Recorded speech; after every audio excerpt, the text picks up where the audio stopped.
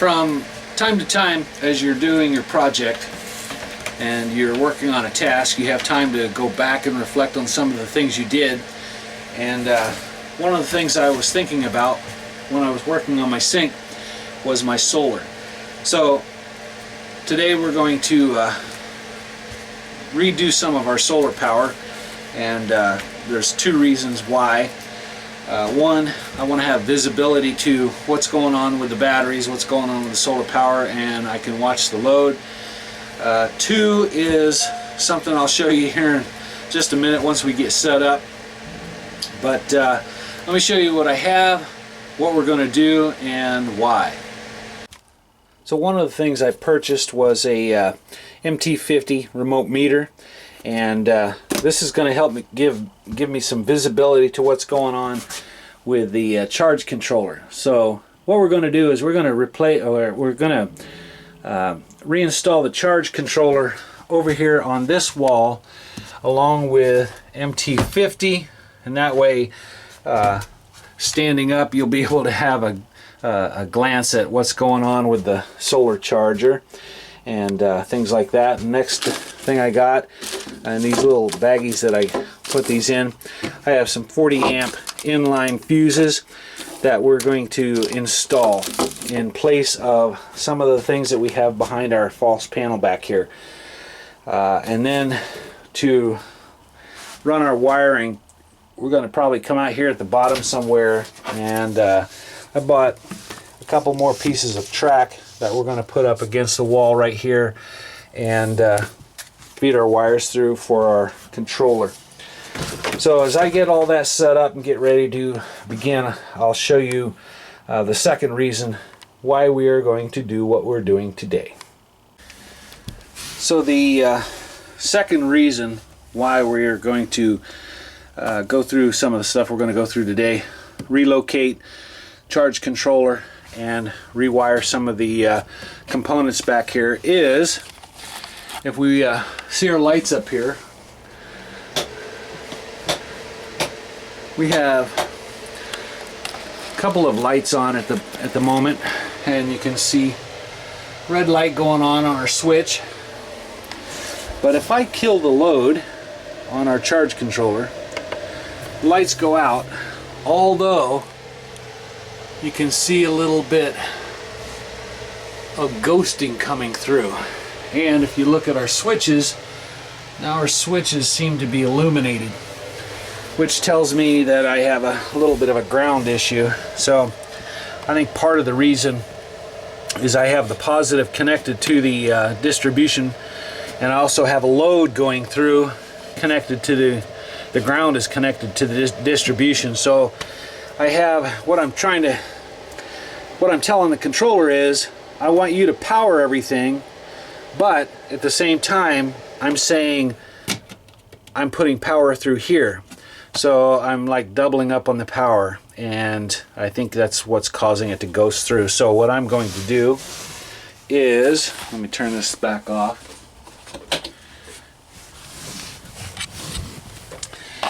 We're going to go through and do everything through the charge controller. The load is going to control the distribution panel. So we're going to put our inline fuses back behind here. Power from the solar panel is going to go into the charge controller. Terminals from the wiring from the charge controller to the batteries, and then we'll have wiring from the charge controller going to the distribution panel from the load side. So no longer will I have a battery connected to the distribution. If I didn't have a charge controller and all I had was the distribution panel, I wouldn't have a problem. So I think the fact that as I'm trying to double load this thing is what's causing some of the issues. So we're going to do it just a little bit differently, and I think a little bit correctly and a little bit more safer with the inline fuses that we have. So with all that, I'm going to remove this panel, remove our wires from our charge controller, and get started, and I'll show you as we move along. Okay, so this is going to be our new setup. So we have our cables for our solar panels. We have the positive and negative. So we're going to run the positive to this first inline fuse. That's in turn going to run to the charge controller.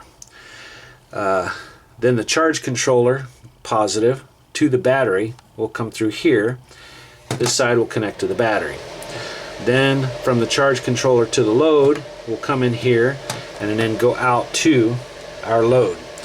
The charge controller ground will connect to here, and the ground for our solar panel will connect to our battery.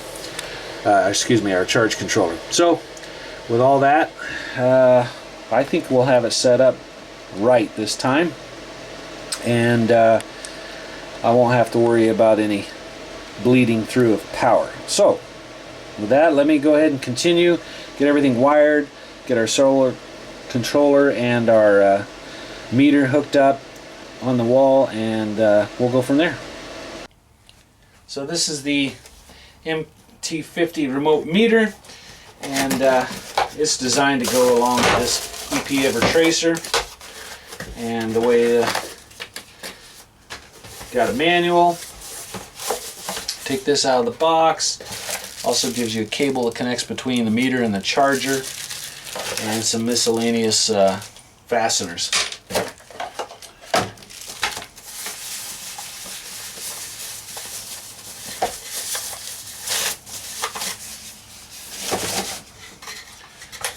Cool.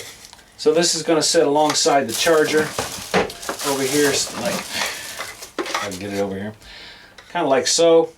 Basically, it's just an extra window with a little bit more information that the charger doesn't provide. The charger tells you what's coming in, tells you what's going out, and it cycles through, so there's no, real programming going on. Here, this has communication between the controller and this meter, and we'll get a little bit more information of what's going on with the solar panels and what's going on with our batteries, and telling us exactly how much load. So that's gonna, I think that's gonna benefit this a little bit, and we'll get that mounted on the wall. Because they're so close and I got 3 feet of cable, I'll just connect one end here, connect the other end under here, and the rest of it I'll try to tuck in behind here as I fasten it to the wall. So that's what we're gonna do. Okay, so far we have our inline fuses installed onto the wall. We've got our positive from our solar panel connected. The next is we relocated our charge controller and meter. Be right up here. That'll leave enough room for a little bit of trim going around the edge of the door, I think. My biggest dilemma at this point is figuring out where I want the track to go. Of course, it'll be going up here somewhat like this, and I think I'm going to have 2 pieces and a little bit of an elbow right here to come to our wiring. So I think that's the next step, is to get our wiring track hooked up and start reconnecting our wiring. Alright, seems to always take longer than it should. Go figure. Alright, what do we have so far? So we have mounted the controller up here, the remote here. We are starting to run our wires down through our track and through the cabinet and around and over to our inline fuses. So we have the solar panels here, battery here, and then we'll do the load. So since we do have the battery on, well, connected, all I have to do is throw the switch and hopefully we have power. Boom. And we get our little welcome sign. Tells us what's going on, and we have connection. Cool. And turn the load off. Bang. Cool. Everything seems to be working as it should at the moment. So next is to run our wires for our load. We'll get those connected, and then we should have our lights connected back up, and then we can clean everything up, make it nice and pretty, And yes, move forward. Okay, I believe that we have everything connected and connected correctly. So we have an inline fuse coming in from the solar panels, inline fuse going out to batteries, inline fuse going to the load, and the load being this distribution box. And if we look up here at our panel, we have our connections, positive and negative, coming in from our solar panel. We have our positive and negative going out to our battery, and we have a positive and negative going out to our load. And then of course our remote will tell us what's going on. All that is fed through our track. That will go down through our cabinet and around to our connections. So now we have to see if it all works. So first things first is the battery. So when I throw this switch, we should have lights up here, which we do. That is good. Then we can throw our switch for the solar power, but because it's dark out, that's not going to do anything. Then we have our switch for our load, and right now all of our switches for our lights are off. I threw the switch for the inline on, and we don't have any ghosting, which is good. So now next step is, do we have power? And ooh, we do.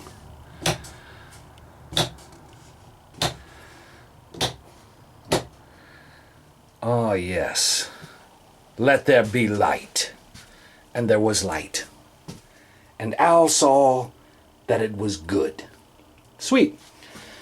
Now I just have to put a few clamps around some wires, make sure everything is nice and snug. I'll probably put a clamp up here, put a clamp down here, put a couple clamps for the battery cable, and put our lid back on our distribution box.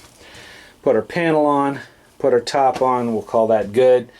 Our panel now has some holes in it, so instead of patching it up, I'll probably just cut a new one, paint it, and put it in place and call it good. But everything's working. So what we have here, our panel is telling us that we, you can see here, battery is at 3.2 volts. We're drawing 3.1 amps. Load is 3.1, so it's working as it should. I'm glad to see that. Load there is 3.1. So cool. Cycle through some stuff here. I don't have anything set up on this yet, so takes us right back to where we were. Tomorrow I'm going to check and see what we're pulling in as far as the solar panels, and the trailer's parked in the shade, so I don't expect too much. Nice. Load off. No ghosting. Sweet. Load on. We're back in business. Cool. Alright. Everything works as it should. Man, for a small job, I sure know how to make a big mess. Okay, well, let me get all that cleaned up and everything put back together, and we can call that a wrap. So we have everything back together, and lights are working and functioning properly, and we have our controller and our remote set up, and they are functioning properly. We also have our wires run, and they are working great. So just a minor little touch up down here. I'll probably put some type of placard or some type of ornamental piece of wood, cover up a hole, and if not, then I'll just remake that panel and repaint it. So with that, our next step is going to be our sink, getting it set up. The faucet has arrived. It's going to be installed right back here and come out right here, so that's pretty good. Haven't got the drain just yet. I'll worry about that when I figure out how I'm going to do the tank. So with all that, we are in like Flynn. Progress is coming right along.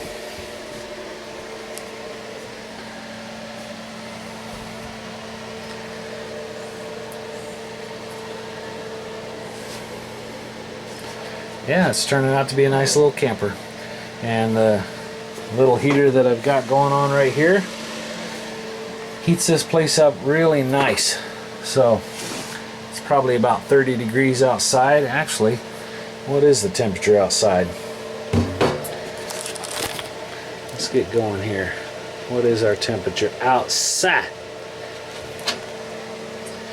Yep, 35 degrees. And it's probably about 70 in here. So with that, I think we're going to call it a wrap.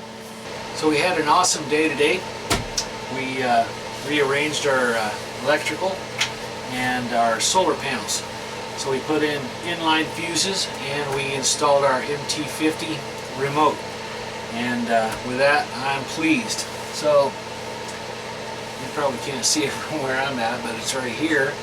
And with a glance, I can see what's going on. Yeah, that feels pretty good. And